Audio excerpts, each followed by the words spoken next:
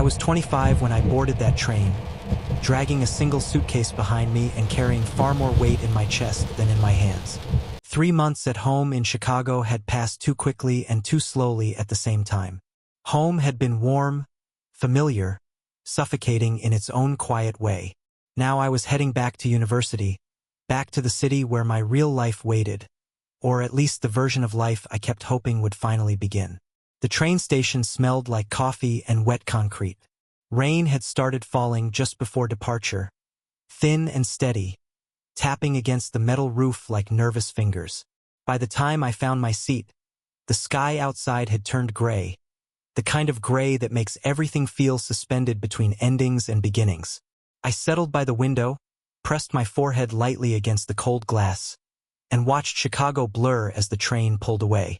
My phone buzzed with goodbye messages I didn't have the energy to answer. I was tired, but not the kind of tired sleep could fix. I was tired of pretending I wasn't lonely. A few minutes later, someone stopped beside my seat. "Is this taken?" I looked up, and something in me shifted. He was my age, maybe exactly 25 like me. Tall, clean-cut but not stiff, dark hair slightly messy like he didn't bother fighting it. There was confidence in the way he stood, but not arrogance. His smile was easy, natural, like he wasn't afraid of being seen. "No," I said quickly, maybe too quickly. "Go ahead." He slid into the seat beside me, close enough that our arms brushed. I noticed the warmth of him instantly, the subtle scent of cologne mixed with rain. Outside, the train picked up speed. Inside, my heart did the same. For a while, neither of us spoke. The rain streaked down the window, turning the world into soft smudges of color. I could feel him there beside me, not doing anything special, just existing, and somehow that felt loud. He glanced at me, then away, then back again. "Long trip?" he asked. "Yeah," I said. "Heading back to university." "Same," he replied and smiled again. After a break that felt longer than it should have been. That was the first crack in the wall. We talked about simple things at first. Where we were from, what we studied, the way campus felt different after time away, like you were returning to a place that remembered you even when you tried to forget yourself. He told me he was transferring universities, starting fresh. When he mentioned the name of my university, I laughed, thinking he was joking. "No way," I said. "That's where I go." His eyebrows lifted. "Seriously? Seriously?" For a second, we just stared at each other, both smiling now, the kind of smile that comes with disbelief. It felt unreal, like the universe had leaned in just enough to let us see its hand. The conversation deepened without either of us pushing it there. Family came up. Expectations. The weight of being someone you were never fully allowed to be. "I didn't come out until college," he said quietly, eyes fixed on the rain. Even then, it felt like stepping off a cliff. I swallowed. "Same. Sometimes I still feel like I'm falling." He looked at me then, not just glanced, but really looked. There was recognition in his eyes, the kind that doesn't need explanation. Being gay had taught me to read between lines, to sense danger and desire in the same breath. Sitting there with him, I felt both. My chest was warm, tight, alive. It was exciting and terrifying all at once. The train rocked gently as miles disappeared beneath us. Time softened. Our knees brushed now and then, never pulling away. We laughed quietly, shared dreams we usually kept guarded. He talked about wanting a life that felt honest. I talked about wanting a love that didn't make me feel small. At one point, the lights inside the train flickered as we passed through a tunnel. For a brief second, the reflection in the window showed the two of us sitting side by side. Close, almost like a couple. The image burned into me before the light returned. When the conductor announced our approaching stop, something in me tightened. I wasn't ready for this to end. He checked his phone, then hesitated. "Hey, would you want to stay in touch?" My heart jumped. I tried to play it cool, but my hands shook slightly as I unlocked my phone. "Yeah, I'd like that." We exchanged numbers, fingers brushing again. Longer this time. I felt electricity in that touch, a promise I didn't know I was making. As the train slowed, rain easing into mist, we gathered our things. Standing in the aisle together felt intimate in a way that surprised me, like we were already sharing a private world. "Well," he said softly, "I guess I'll see you on campus. I guess you will." He smiled once more before stepping onto the platform, disappearing into the crowd. I stood there a moment longer, watching the space he'd left behind. As I stepped off the train, the air felt different, lighter, charged. I believed, truly believed, that meeting him wasn't an accident, that some journeys start long before you know where they'll take you. I didn't know then how deeply this man would enter my life, how much he would change me, or how high the cost of that first smile would be. All I knew was that destiny had just sat down beside me on a rainy afternoon, and I was already falling. Back on campus, everything moved fast, like the train had never really stopped. We started seeing each other almost immediately. Coffee after morning classes, quick texts that turned into long conversations, late walks across campus when the air was cold and the buildings glowed softly at night. What began as curiosity slipped easily into comfort, and comfort quietly became something deeper. Felt natural to be around him. Too natural. Like we'd skipped the awkward stages everyone else warned you about. We learned each other's routines, favorite spots, moods. He'd sit across from me in the campus cafe, watching me over the rim of his cup, smiling like he knew something about my future I didn't yet understand. I mistook that smile for certainty. We shared secrets in whispers, about fear, about past heartbreaks, about how lonely it can feel to be surrounded by people and still feel unseen. With him, I felt chosen. And when you've spent years feeling like an afterthought, being chosen feels like love. By the end of the semester, it just made sense that he stayed over more than he left. Soon, the dorm room was ours instead of mine. His clothes mixed with mine. His scent lingered in the sheets. People started assuming we were together long before we ever said it out loud. When we finally did, it felt like a relief, like naming something that already owned us. We moved off campus the following year into a small apartment not far from the university. It wasn't much, thin walls, uneven floors, a kitchen that always felt too small. But it was ours. Or at least I thought it was. Those 2 years passed quietly and loudly at the same time. I loved him fully, not carefully, not halfway. I gave him my time, my energy, my attention. I rearranged my life around his schedule. If he was stressed, I was calm. If he was unsure, I was steady. If he needed, I gave emotionally, mentally, financially. I paid more often than I should have. Covered rent when he was short. Told myself it was temporary. That partners support each other. That love keeps score only when it's weak. I stopped going out with friends as much because he didn't like them. Or maybe he didn't like how I laughed around them, how I seemed lighter. I missed opportunities because they didn't align with his plans. I ignored the quiet voice in my head that kept asking when I had last done something just for me. The changes were subtle. That's how they always are.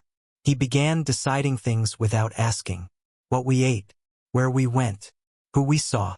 If I questioned it, he'd smile and say he was just trying to make things easier. That he knew what was best for us.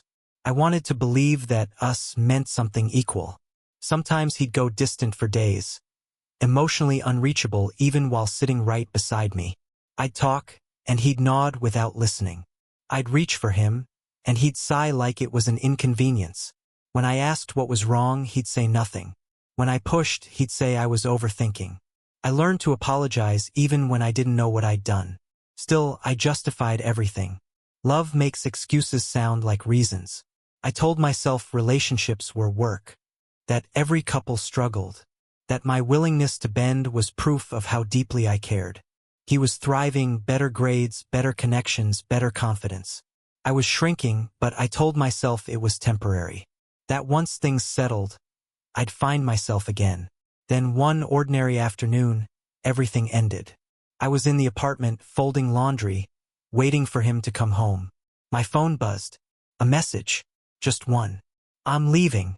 I can't do this anymore. Don't contact me. That was it. No conversation. No explanation.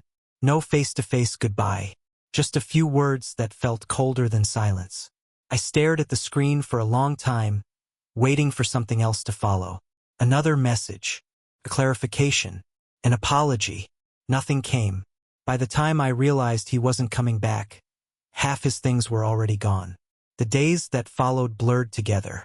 I replayed every moment, every argument, every smile, trying to locate the exact second where everything broke. I checked my phone obsessively, hoping for a sign that I mattered enough to deserve an explanation. What I slowly uncovered hurt even more. He'd used me, my stability, my support, my resources. I'd been a safe place while he built himself up, and once he no longer needed shelter, he left without looking back. The apartment felt enormous without him. Too quiet. Nights were the worst. I'd lie on my back, staring at the ceiling, counting cracks, listening to the hum of the city outside, wondering how someone could share a life with you for 2 years and then vanish like you were nothing. I stopped answering messages, skipped classes, lost weight without trying. Mirrors became enemies. I questioned everything, my judgment, my worth, my ability to be loved without being consumed. Maybe I was too much. Maybe I wasn't enough. Maybe this was all I deserved. Some nights, I cried until there were no tears left. Other nights, I felt nothing at all, which somehow scared me more. I'd wake up reaching for someone who was no longer there, my hand meeting cold air instead. I thought this was how my story ended. Alone, used, and forgotten. I believed that the train had taken me to the wrong destination after all. What I didn't know, what I couldn't see from the darkness of that room, was that this wasn't the end. It was the pause before everything changed.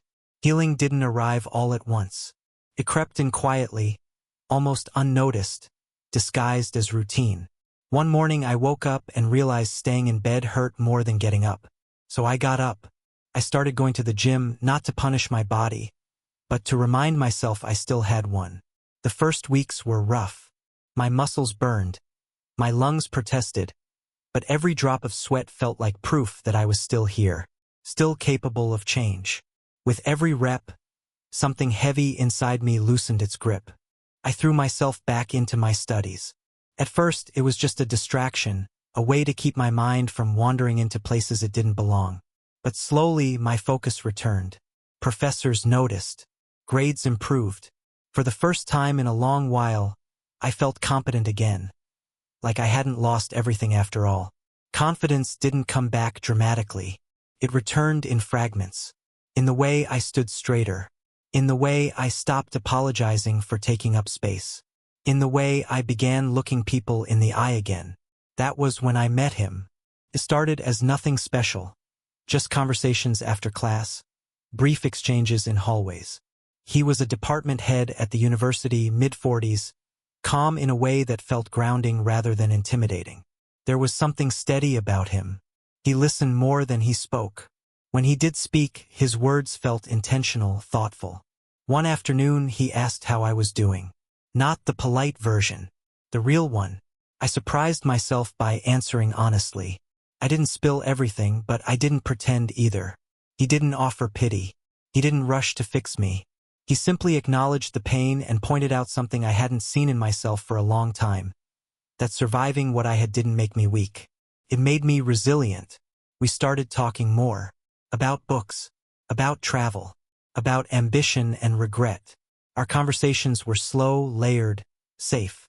There was no pressure, no performance. Just mutual respect growing quietly between two people who understood loss in different ways. Affection came later, almost accidentally. A lingering glance. A hand resting on my shoulder a moment longer than necessary. It didn't scare me the way I thought it would. Felt earned. Real. Around the same time, my past decided to resurface. I saw his name on my phone one evening and felt my stomach tighten. Not with longing, but with something sharper. Surprise. Maybe even disbelief. He started casually, like no time had passed. Asking how I was. Saying he missed me. Commenting on how different I looked. Better. Stronger. Word travels fast on campus. He had seen me. At events. At presentations. Confident. Smiling. No longer orbiting his absence. The messages became more frequent. More personal. He hinted at mistakes. At wanting another chance. At how no one had ever understood him the way I did. Once, we ran into each other in public. He looked me up and down like he was seeing me for the first time. I could tell it unsettled him, the way I didn't shrink, the way I didn't reach for him, the way I didn't need his approval anymore. The revenge wasn't loud. It wasn't cruel. It didn't need to be. I didn't chase. I didn't explain myself. I didn't reopen wounds just to prove they still hurt. I lived well, openly, honestly. And he watched. He saw what he'd lost. Not because I told him, but because I no longer needed to. He saw it in my success, in my calm, in the way others respected me, in the way someone else stood beside me now, not possessive, not threatened, just present. The power shifted without a single argument. For the first time, I was the one being wanted without being consumed. There were moments, though quiet ones, when doubt crept back in, when memory tried to dress itself up as nostalgia, when I wondered if returning to what I knew would be easier than trusting something new. Standing at that crossroads felt terrifying. But then I'd remember the nights spent staring at the ceiling, the silence, the way I'd begged for clarity and received none. And I'd look at the life I was building now, steady, intentional, whole. I realized something then. The past didn't deserve another chance to hurt me. I had already chosen the future. I just needed to stop looking back to confirm it. Choosing myself didn't happen in one dramatic moment. It happened quietly, in the spaces where I stopped explaining my worth and started protecting it. I realized that love was never supposed to feel like survival. It wasn't meant to leave you exhausted, anxious, or afraid of being abandoned at any second. With him, the man who had slowly become part of my life, I felt something I had never known before. Steadiness. Not the boring kind people warn you about, but the kind that lets you breathe. He didn't demand proof of my love. He didn't test my loyalty or measure my sacrifices. He showed up consistently without conditions. He respected my time, my boundaries, my past. When I spoke, he listened. When I hesitated, he waited. There was no need to shrink or perform. I could be quiet with him. I could be unsure. I could be myself. Our relationship wasn't built on intensity or fear of loss. It was built on honesty, on the safety of knowing that disagreement wouldn't lead to disappearance. That vulnerability wouldn't be used as a weapon later. Emotional security became our language. Some nights we talked for hours. Other nights we sat together in silence, the kind that feels full instead of empty. He never tried to control my choices or shape my future. Instead, he asked where I wanted to go and walked beside me. Slowly, the past lost its grip. My ex became what he always should have been, a lesson. Not a scar I reopened, not a name that tightened my chest. Just a chapter that ended when it needed to. I no longer checked his social media. I no longer wondered if he regretted leaving. His absence stopped feeling personal. I understood then that love shouldn't hurt to prove it's real. If you have to beg for attention, explain your value, or sacrifice your dignity to keep someone close, that isn't love. It's fear wearing a mask. The right person doesn't drain you. They don't empty you out and call it passion. They grow with you. They protect your peace the same way you protect theirs. One evening, after a long day, we stood by the window of my apartment. The city lights stretched endlessly below us, glowing against the dark sky. Cars moved like quiet rivers of light. Somewhere in the distance, a train horn echoed faintly, barely noticeable unless you were listening for it. He wrapped an arm around me, gentle, familiar. I leaned into him without thinking, my head resting against his chest. My heartbeat was calm, steady, peace. For the first time in a long while, I wasn't waiting for the moment to break. I wasn't bracing for loss. I was simply there, present, loved, whole. I thought about that rainy afternoon on the train, how nervous I'd been, how hopeful, how unaware of the journey ahead. I smiled softly, not with regret, but with understanding. Some trains take you home. Others take you to who you were always meant to be. At what moment did you realize he was never coming back? Tell me below.